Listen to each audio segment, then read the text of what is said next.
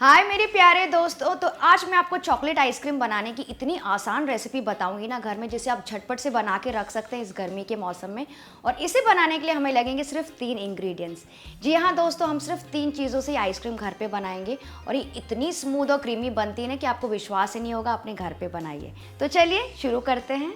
तो सबसे पहले एक छोटे से बोल में ले लेंगे हम 200 ग्राम कंडेंस्ड मिल्क। तो यहाँ पे मैं ये छोटा वाला टिन यूज़ कर रही हूँ।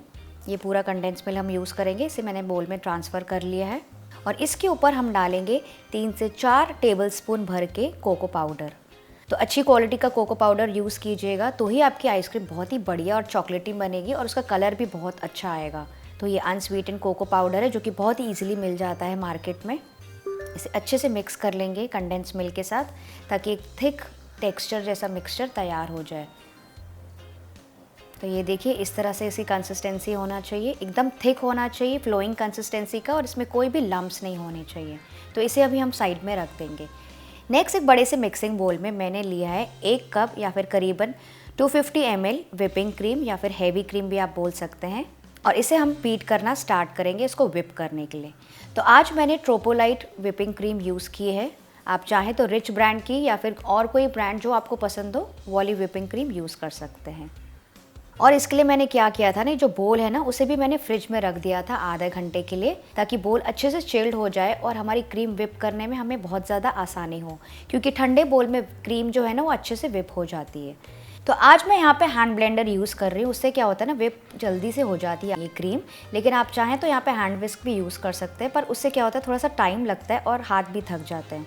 तो इसे ऐसे ही ब्लेंड करते जाएंगे 2 मिनट के लिए लो स्पीड पर। और जैसे जैसे आप देखेंगे ना कि ये क्रीम थोड़ी सी कड़क होने लगी, मतलब ये क्रीम फॉर्म होने लगी है, तो उस समय इसका स्पीड बढ़ा देंगे और इसे हाई स्पीड पे कर देंगे और इसे विप करते जाएंगे 3 से 4 मिनट के लिए, या फिर जब तक ये अच्छे से गाढ़ी क्रीम तैयार ना हो जाए। मैं आपको इसका टेक्सचर दिखाती हूँ। थोड़ी देर के बाद ये काफ़ी गाढ़ी हो गई है। देखिए, इसके थोड़े थोड़े से नुकीले ऐसे बन रहे हैं। इसे स्टिफ पीक्स कहते हैं इंग्लिश में।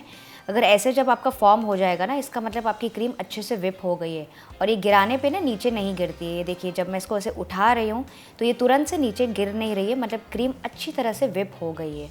ये देखिए, तो बस अब ये स्टेज तैयार है विप क्रीम का। इसे बहुत ज़्यादा विप नहीं करना है, वरना इसका मक्खन निकल आएगा और ये क्रीम पूरी बर्बाद हो जाएगी। तो बस ये बराबर क्रीम हमारी रेडी है।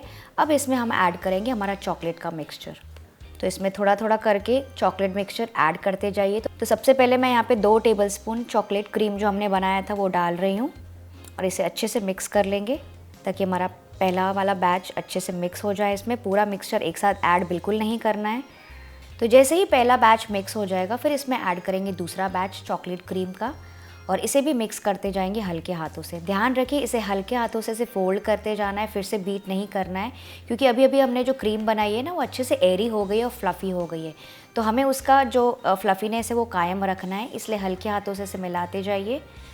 और अब आप देख सकते हैं कि ये पूरी क्रीम अच्छी तरह से मिक्स हो गई है और ये बढ़िया सा चॉकलेट मिक्सचर का क्रीम तैयार हो गया, और इसमें बहुत ही अच्छा कलर आया। आप देख सकते हैं बिल्कुल वैसे ही चॉकलेट आइसक्रीम का कलर आया जैसे कि मार्केट में मिलता है।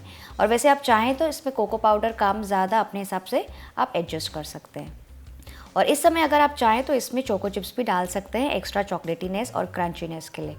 तो अब मैं क्या करूँगी, इसको एक डिब्बे में ट्रांसफ़र कर लूँगी फ्रीज़ करने के लिए। तो पूरा मिक्सचर डाल दीजिए और ऊपर से थोड़ा सा इसे इवन आउट कर लीजिए स्पैटुला से। और अब मैं इसको ढक के फ्रीज़ करूँगी कम से कम 6 से 8 घंटे के लिए, या फिर ओवरनाइट के लिए। तो ओवरनाइट अगर आप फ्रीज़ करेंगे ना तो बहुत ही अच्छी बनेगी आपकी आइसक्रीम। तो मैंने इसे पूरे 8 घंटे के लिए फ्रीज़ किया था। आप ये देख सकते हैं कि अच्छे से सेट हो गई है। मैं अब आपको स्कूप करके दिखाती हूँ। ये देखिए कितनी स्मूथ और क्रीमी आइसक्रीम निकल रही है। मैं आपको स्कूप आउट करके दिखा रही हूँ।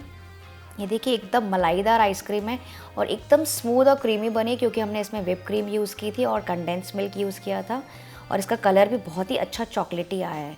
तो बस इसको स्कूप करके ऐसे सर्व करेंगे किसी भी बढ़िया सा लुकिंग बोल में या फिर शैलो प्लेट में, और ऊपर से मैं गार्निश करूँगी थोड़ी सी चॉकलेट सॉस, और मैं रख रही हूँ थोड़े से स्ट्रॉबेरी साइड में। तो आप देख सकते हैं कितनी बढ़िया आइसक्रीम दिख रही है। तो आज मैंने इस बोल में सर्व किया। आप चाहे तो इसको आइसक्रीम कोन में भी सर्व कर सकते हैं अपने फ्रेंड्स और फैमिली के लिए।